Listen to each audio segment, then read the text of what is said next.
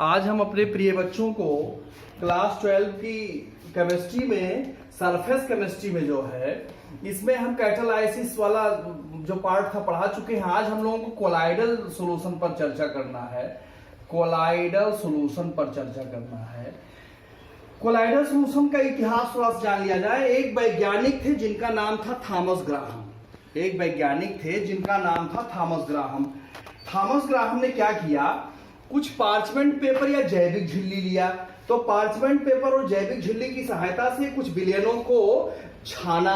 तो छानने पर क्या हुआ कि कुछ विलयन छन गए। जैसे ये हमारा मान लिया जाए पार्चमेंट पेपर है, ये हमारा जो है ये पार्चमेंट पेपर बनाया गया है, पार्चमेंट पेपर है ये। या कोई जैविक झिल्ली ले लिया जाए, बायोलॉजिकल मेम्ब्रेन ले लिया जाए, चाहे जंतु हो, चाहे एनिमल जो है मेम्ब्रेन हो, और चाहे वनस्पत मेम्ब्रेन हो। तो उसकी सहायता से जब विलयन को छाना तो कुछ विलयन छन गए, छन करके यहाँ आ गए, विसरित हो गए। तो जो विलयन छन गए उनको ट्रू सॉल्यूशन कहा गया, वास्तविक विलयन कहा गया, या क्रिस्टलाव कहा गया, या क्रिस्टलाव कहा गया, क्रिस्टलाव क्रिस्टलाइट्स कहा गया।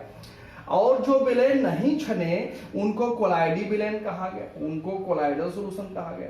और परिभाषा बना दी गई, थॉमस ग्राहम ने परिभाषा बनाई कि ऐसा विलयन जो पार्चमेंट पेपर से विसरित हो जाता है या छन जाता है या जैविक झिल्ली से छन जाता है उसे ट्रू सॉल्यूशन या क्रिस्टलाव कहते हैं। और जो पार्चमेंट पेपर या जैविक झिल्ली की सहायता से नहीं छनता है उसे हम कोलाइडल सॉल्यूशन कहते हैं। ये ओल्ड डिफिनीशन था, इसको हम ओल्ड डिफिनीशन कहेंगे। इसके पश्चात जो है कुछ वैज्ञानिकों ने फिर आधुनिक माना कि ये जो है एक पदार्थ की दो अवस्थाएं हैं, क्रिस्टलाव और कोलाइडल। ये परिभाषा सटीक नहीं है। परिभाषा अणुओं के साइज के आधार पर बनाई गई। अणुओं के साइज के आधार पर यह परिभाषा फेल क्यों हो गई? जैसे देखा गया एक ही पदार्थ जैसे नमक है, तो नमक जो है, नमक पानी में डाला जाए, वाटर में डाला जाए, H2O में डाला जाए तो यहां घुल जाएगा, सोलुबल हो जाएगा।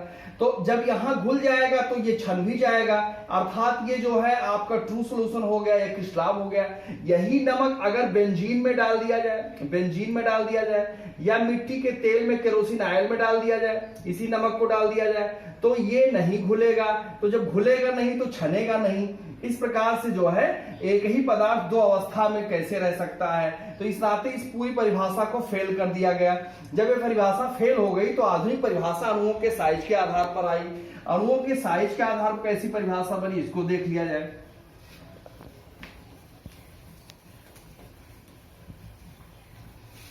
अणुओं के साइज पर आधार पर जो डिफिनीशन बनाया गया उसमें इस प्रकार से रखा गया। यहां जो है ये इसमें 3 खाने बना दिए जा रहे हैं, ये साइज हो गई। इसमें सबसे बड़ी साइज इस प्रकार से ऐसे ये दिखाई दे रहा है आपको, इसमें बड़ी साइज दिखाई दे रही है ऐसे। इसमें इससे जो है छोटी साइज दिखाई दे रही है, इससे छोटी साइज दिखाई दे रही है ऐसे। और इसमें जो है इसमें सबसे छोटी साइज दिखाई दे रही है ऐसे, इस प्रकार से ऐसे। तो इसके जब कणों की साइज देखी गई तो 10 के घात -4 से लेकर के 10 के घात -7 सेंटीमीटर दिखाई दिया। 10 के घात -4 से 10 के घात -7 सेंटीमीटर दिखाई दिया। और ये जो है 10 के घात -4 सेंटीमीटर से भी जो है बड़ा दिखाई दिया। ये इससे जो है 10 के घात -4 सेंटीमीटर से भी बड़ा दिखाई दिया। और यहां जो है 10 के घात -7 सेंटीमीटर से लेकर के और 10 के घात -8 सेंटीमीटर दिखाई दिया। ये आपका दिखाई दिया। तो जब ये साइज जो है 10 के घात -4 से लेकर के 10 के घात -7 सेंटीमीटर के बीच में दिखाई दिया, इसको कोलाइडी सॉल्यूशन कहा गया, इसको कोलाइडल सॉल्यूशन कहा गया। और जो 10 के घात -4 सेंटीमीटर से बढ़ा दिया इसको सस्पेंशन या निलंबन कहा गया। सस्पेंशन या निलंबन कहा गया। और जो 10 घात -7 से लेकर के 10 घात -8 सेंटीमीटर इसको जो है आपका ट्रू सॉल्यूशन कहा गया या क्रिस्टलाव कहा गया। ये हो गया, ये 3 प्रकार के। अगर एंगस्ट्रॉम की बात की जाए तो 2000 एंगस्ट्रॉम से लेकर के और 50 एंगस्ट्रॉम के बीच में जो है उसको जो है कहा गया आपका कोलाइडल सॉल्यूशन। और 50 एंगस्ट्रॉम से भी छोटा ये आपका कहा जाएगा ट्रू सॉल्यूशन, और इससे भी बड़ा जो है सस्पेंशन कहा जाएगा। तो परिभाषा यहां बन गई, जब कणों की साइज किसी भी विलायक में 10⁻⁴ से लेकर के 10⁻⁷ सेंटीमीटर के बीच में होता है तो उस सिस्टम को हम कोलाइडल सॉल्यूशन कहते हैं। और उससे बड़ा सस्पेंशन हो जाएगा, उससे छोटा ट्रू सॉल्यूशन हो जाएगा। ये रहा। अब कोलाइडी सॉल्यूशन के जो है दो अवस्थाएं होती हैं, दो पार्ट होते हैं। जो कोलाइडल सॉल्यूशन हमारे होते हैं उसके दो पार्ट होते हैं। एक होता है, दो अवस्थाएं होती हैं, एक होता है डिस्पर्स फेज, डिस्पर्स फेज होता है। डिस्पर्स फेज का मतलब हो गया प्रक्षिप्त प्रावस्था, प्रक्षिप्त प्रावस्था, ये एक प्रावस्था ऐसा। और दूसरा है डिस्पर्सन मीडियम, डिस्पर्सन मीडियम। अब ये आपका परिक्षेपण माध्यम है, परिक्षेपण माध्यम है, ये आपका परिक्षेपण माध्यम है। तो ये हमारा डिस्पर्स फेज है, डिस्पर्सन मीडियम है। डिस्पर्स फेज को हम सोल्यूट कह सकते हैं, सोल्यूट यानी बिलीय पदार्थ है आपका। और डिस्पर्सन मीडियम को हम सॉल्वेंट कह सकते हैं, सॉल्वेंट मतलब ये हमारा विलायक है, ये है। यानी जब बिलीय पदार्थ, जब सोल्यूट डिस्पर्स फेज के रूप में डिस्पर्सन मीडियम में तैरते हुए दिखाई दे और उनके कणों की साइज 10⁻⁴ से लेकर के 10⁻⁷ सेंटीमीटर के बीच में हो, तो हम ऐसे सिस्टम को, ऐसे विलयन को कोलाइडी सॉल्यूशन कहते हैं। पुनः एक बार, जब सोल्यूट के पार्टिकल, जब विलय के पार्टिकल डिस्पर्स फेज के रूप में डिस्पर्सन मीडियम में तैरते हुए दिखाई दें, जैसे ये हमारा डिस्पर्सन मीडियम है, ये डिस्पर्सन मीडियम है आपका, डिस्पर्सन मीडियम है, ये आपका डिस्पर्स फेज है, डिस्पर्स फेज है, ये आपका डिस्पर्स फेज है, मतलब विलीय पदार्थ है आपका, ये आपका विलीय पदार्थ है। परिभाषा यही बन गई कि जब विलीय पदार्थ डिस्पर्स फेज के रूप में डिस्पर्सन मीडियम में तैरता हुआ दिखाई दे, तो इस पूरे सिस्टम को हम जो है कोलाइडी सॉल्यूशन कहते हैं। अब हमें टाइप ऑफ कोलाइडी सॉल्यूशन की चर्चा करनी है। कोलाइडी विलयन कितने प्रकार के होते हैं, कोलाइडी विलयन के प्रकार पर चर्चा करना है। कोलाइडी विलयन दो प्रकार का होता है। टाइप ऑफ कोलाइड चर्चा करना है, टाइप ऑफ कोलाइडल सॉल्यूशन पर चर्चा करना है। ये दो प्रकार का होता है, नंबर एक, नंबर दो। नंबर एक जो आपका है वो है लियोफिलिक, लियोफिलिक है। लियोफिलिक का मतलब द्रव से नहीं कोलाइड हो गया, द्रव से नहीं कोलाइड हो गया। नंबर एक हो गया द्रव से नहीं कोलाइड, ये हो गया लियोफिलिक। और नंबर दो हो गया लियोफोबिक, लियोफोबिक माने हो गया द्रव विरोधी। नंबर दो हो गया द्रव विरोधी हो गया। ये आपका दो प्रकार हो गया। द्रव स्नेही किसे कहते हैं, द्रव विरोधी किसे कहते हैं? ऐसा पदार्थ जो द्रव के साथ, जैसे ये मान लिया जाए एक बर्तन है आपका, ये दूसरा बर्तन है। अब इसमें जो है हमारा सॉल्वेंट रखा हुआ है, सॉल्वेंट के रूप में हमारा जो है आपका ये लिक्विड है, वाटर H2O है रखा हुआ है। यहां भी सॉल्वेंट के रूप में जो है हमारा H2O रखा हुआ है। इसमें कोई सोल्यूट डाला गया, इसमें कोई सोल्यूट डाला, इसमें भी कोई सोल्यूट डाला गया। अब जब कोई सोल्यूट जो है, जब कोई विलीय पदार्थ किसी विलायक में घोला जाता है तो बड़े आसानी के साथ कोलाइडी कंडीशन में आ जाता है, अर्थात 10⁻⁴ से लेकर के 10⁻⁷ सेंटीमीटर के बीच में आ जाता है। और इलेक्ट्रोलाइट्स की कुछ मात्रा डालने पर वो उसके कण जो है कोगुलेट नहीं होते हैं, स्कंदित नहीं होते हैं, कोई प्रभाव नहीं पड़ता बदोघट डालने पर, तो हम उसे द्रव से नहीं कोलाइड कहते हैं। यानी पुनः एक बार परिभाषा की बात करें तो ऐसा पदार्थ या जब कोई पदार्थ किसी विलायक में घोला जाए और आसानी से घुल जाए और उसमें वैद्युत अपघट्ट की कुछ मात्रा डालने पर उसका स्कंदन ना हो, उसके ऊपर कोई प्रभाव ना पड़े, तो ऐसे विलयन को हम द्रव से नहीं कोलाइड कहते हैं। और इसका उल्टा द्रव विरोधी हो जाएगा। जब किसी पदार्थ को इसमें घोला जाए और घोलने पर वह आसानी से ना घुले और इसमें इलेक्ट्रोलाइट की कुछ मात्रा डालने पर यह तुरंत इसके मॉलिक्यूल कोगुलेट हो जाए, तो स्कंदित हो जाए, तो हम उसको जो है क्या कहेंगे, लियोफोबिक कोलाइड्स कहेंगे। जो हमारा द्रव से नहीं कोलाइड है, द्रव से नहीं कोलाइड के हम एग्जाम्पल में रख सकते हैं। इसको जो है, इसके एक और नाम है, इसको रिवर्सिबल कोलाइड्स भी कहते हैं, इसको रिवर्सिबल कोलाइड्स भी कहते हैं, और इसको इरिवर्सिबल कहते हैं, इरिवर्सिबल कोलाइड्स कहते हैं, क्योंकि यह पुनः अपने कंडीशंस में आ सकता है या पुनः अपने कंडीशन नहीं लौट सकता है। तो ये हमारा जो है आपका द्रव से नहीं कोलाइड हो गया, या आपका द्रव विरोधी कोलाइड हो गया। अब इसके एग्जाम्पल में अगर देखा जाए तो इसके एग्जाम्पल में जिलेटिन है, स्टार्च है, गोंद है, और ये सब जो है आपके द्रव से नहीं कोलाइड में आ जाएंगे, क्योंकि ये जो है पानी के साथ, वाटर के साथ आसानी से कोलाइडल विलेन बना लेंगे और बैजोघट की मात्रा डालने पर ये जो है स्कंदित नहीं होंगे, कागुलेट नहीं होंगे। यहां जितने साल्ट हैं, जैसे आपका जो है सोना है, सोना आपका गोल्ड, जितने मेटल्स हैं, सोना है, कॉपर है, आर्सेनिक सल्फाइड है, फेरिक क्लोराइड है, फेरिक हाइड्रोक्साइड है, आज के जल में बने हुए जो कोलाइडल विलेंस होते हैं वो लियोफोबिक होते हैं, द्रव विरोधी होते हैं। तो इस प्रकार से आज में हमने लोगों ने चर्चा किया इस 3 चीजों पर। सबसे पहले कोलाइडल सॉल्यूशन का ओल्ड डिफिनीशन चर्चा किया। ओल्ड डिफिनीशन में बताया गया आपको कि जब पार्चमेंट पेपर से विलेन छन जाए तो वो ट्रू सॉल्यूशन या क्रिस्टलाभ होते हैं, और जो नहीं छनते हैं वो आपके कोलाइडल सॉल्यूशन होते हैं। ये चीजें हो गई। फिर ये फेल क्यों हुई? क्योंकि एक ही पदार्थ जैसे 2 अवस्थाओं में पाया गया, मान लीजिए पानी के साथ नमक घुल गया तो वहां वो ट्रू सॉल्यूशन हो गया, नहीं घुला तो वहां कोलाइडल सॉल्यूशन हो गया। फिर इसके जो है हम लोगों ने इसके ये कंडीशंस खत्म हो गया। फिर मॉडर्न डिफिनीशन दिया, आधुनिक परिभाषा दिया, फिर इसके प्रकार पर चर्चा किया। अब इसके गुणों पर चर्चा करना है। इसके कई गुण हैं, तो एक एक करके हम लोग इस पर चर्चा करते हैं, एक एक करके इस पर चर्चा करते हैं।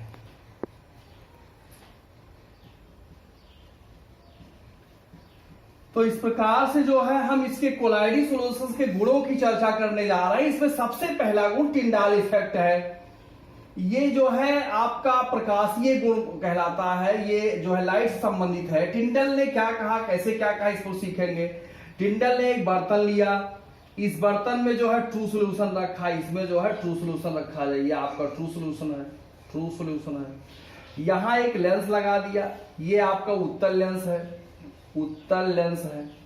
यहां से प्रकाश किरणों को गुजारा गया। प्रकाश की किरणों का काम होता है, उत्तल लेंस का काम होता है कि ये जो है इसको, ये किरणों को कलेक्ट कर लेता है इस प्रकार से। लेकिन जब इसमें यहां जो है एक सिस्टम लगा दिया गया, यहां से आंख बना दी जा रही है, यहां से वॉच किया जा रहा है, तो टिंडल ने क्या देखा कि जब इस पात्र में एक ट्रांसपेरेंट बर्तन है, इस बर्तन में अगर वास्तविक विलेन रख दिया जाए, क्रिस्टलाभ रख दिया जाए और तब प्रकाश की किरणें गुजारी जाए तो इस बर्तन में बिल्कुल अंधेरा दिखाई देता है। लेकिन अगर इसी बर्तन में कोलाइडल विलेन रख दिया जाए और प्रकाश की किरणें ऐसे गुजारी जाए तो प्रकाश के रास्ते में आने वाले जो कोलाइडल पार्टिकल हैं चमकने लगते हैं, विशेष प्रकार का कोण बन जाता है, और इसी कोण को टिंडल के नाम पर टिंडल कोण कहते हैं, इसको टिंडल कोण कहते हैं। और इस पूरी घटना को टिंडल प्रभाव या टिंडल इफेक्ट कहते हैं। ऐसा होता क्यों है? इसका कारण यह है कि जब इसमें क्रिस्टलाभ रखा गया था तो अंधेरा अंधेरा दिखाई दिया। क्यों अंधेरा दिखाई दिया? क्योंकि इसके पार्टिकल बहुत छोटे होने के नाते जो है ये प्रकाश किरणों का स्कैटरिंग नहीं कर सके, और जो कोलाइडल पार्टिकल होते हैं साइज में बड़े होने के नाते जब प्रकाश किरणों से टकराए तो उसका स्कैटरिंग कर दिए, प्रकीर्णन कर दिए। तो जब छोटे छोटे ये कोलाइडल पार्टिकल प्रकीर्णन करने के नाते ही चमकने लगते हैं प्रकाश के रास्ते में आने पर, तो इसी नाते ये कोण बना, इसको टिंडल कोण, इस घटना को टिंडल प्रभाव कहते हैं। परिभाषा के रूप में बताया जाए तो वैज्ञानिक टिंडल के अनुसार जब किसी वास्तविक विलेन में से कोई प्रकाश की किरणें गुजारी जाती हैं तो उसमें बिल्कुल अंधेरा दिखाई देता है। लेकिन जब यही प्रकाश की किरण कोलाइडल विलेन में से होकर गुजारा जाता है तो उसके रास्ते में आने वाले कोलाइडल पार्टिकल चमकने लगते हैं, एक विशेष प्रकार का कोण बन जाता है, जिसे वैज्ञानिक टिंडल ने टिंडल कोण, और इस घटना को टिंडल प्रभाव कहते हैं। ऐसा इसलिए होता है क्योंकि जो कोलाइडल पार्टिकल होते हैं वो प्रकाश की किरणों का प्रकीर्णन करते हैं, स्कैटरिंग करते हैं। इस प्रकार से इस घटना को टिंडल इफेक्ट कहते हैं, क्योंकि इसको सर्वप्रथम टिंडल ने वाच किया था। अब हम दूसरे गुण की चर्चा करते हैं। ये हमारा दूसरा प्रॉपर्टीज, कागुलेशन। स्कंदन क्या होता है? स्कंदन में देखा गया कि जैसे कोई द्रव विरोधी है, द्रव विरोधी कोलाइड है, लियोफोबिक है, द्रव स्नेही में तो घटना होती नहीं। किसी द्रव विरोधी में कोई वैद्युत अपघट्य डाला गया तो वैद्युत अपघट्य इलेक्ट्रोलाइट्स डालने पर क्या होता है, इसके छोटे छोटे जो कोलाइडल पार्टिकल होते हैं बड़े पार्टिकल के रूप में कन्वर्ट हो जाते हैं। ऐसे छोटे छोटे जो पार्टिकल हैं एक बड़े पार्टिकल के रूप में कन्वर्ट हो जाते हैं। इसी घटना को स्कंदन कहते हैं। तो हम परिभाषा कह सकते हैं, जब किसी द्रव विरोधी कोलाइड्स में, जब किसी लियोफोबिक कोलाइड्स में इलेक्ट्रोलाइट्स की कुछ मात्रा डाली जाती है तो इसके छोटे छोटे कोलाइडल पार्टिकल एक बड़े कोलाइडल पार्टिकल के रूप में कन्वर्ट हो जाते हैं। इस घटना को हम कागुलेशन या स्कंदन कहते हैं। जैसे इसका एग्जाम्पल रखा जाए, ये आर्सेनियस सल्फाइड है, AS2S3 है, इसका नाम आर्सेनियस सल्फाइड है। यहां ऐसे बड़ा ब्रैकेट बंद करके S2- रख दिया जाए, इसका नाम आर्सेनियस सल्फाइड है। अगर इसमें कोई भी लवण डाल दिया जाए, जैसे ये बेरियम क्लोराइड डाल दिया जाए तो इसमें जो है इसका आस्कंदन कर देगा, कागुलेशन कर देगा, यानी कि इस प्रकार से हो जाएगा AS2S3 हो जाएगा, और यहाँ यस है ही, और यहाँ BA हो जाएगा, इस प्रकार से हो जाएगा आपका। इसमें माइनस दिखा दिया जाए, 2 माइनस है 2 प्लस है इसमें, इस प्रकार से जो है हो जाएगा आपका। ऐसे ये कागुलेट हो जाएगा। तो स्कंदन जब छोटे छोटे कण बड़े पार्टिकल ग्रुप में हो जाए स्कंदन कहते हैं। स्कंदन से संबंधित एक वैज्ञानिक थे जिनका नाम था हार्डी सुलजे। हार्डी सुलजे ने एक नियम प्रस्तुत किया था। अब हम चर्चा हार्डी सुलजे के नियम पर कर लें। हार्डी सुलजे का नियम किसे कहते हैं? हार्डी सुलजे ने 2 नियम प्रस्तुत किया था। हार्डी सुलजे का नियम, हार्डी सुलजे ने स्कंदन से संबंधित 2 नियम प्रस्तुत किए थे, पहला नियम, दूसरा नियम। इन्होंने कहा किसी साल का स्कंदन करने में, साल क्या है इस पर आगे चर्चा करूंगा नेक्स्ट वीडियो में, साल, जेल और पायस क्या होता है। तो यहां जैसे ये मान लिया जाए जैसे कोई द्रव विरोधी है, द्रव विरोधी क्लोराइड्स है, द्रव विरोधी है। अब ये मान लिया जाए नेगेटिव है, माइनस है।